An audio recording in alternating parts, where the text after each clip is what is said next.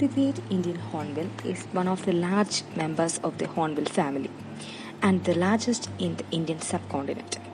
They are found throughout the Western Ghats and the northeastern states of India. It is also the state bird of Kerala. Its impressive size, along with its prominent large beak and a yellow casque, make it one of the most striking birds. From afar, both male and female hornbills look alike, but there are differences. The male is slightly bigger than the female, has red eye spots, a yellow and black casque. The female, on the other hand, has a plain yellow casque and white eyes.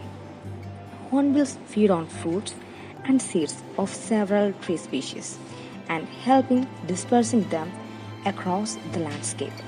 Hence, they are also known as the farmers of the forest. Hornbill mate for life and their courtship is a vocal affair. Once the mating is done, the female finds a tree cavity to nest. Here, he seals herself, leaving only a small opening for the male to feed her from. For the next 4 months, she and the chicks rely entirely on the male for food.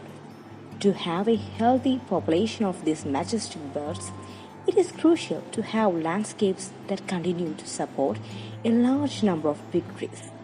It is now time to join hands to save our forests and the great Indian hornbill.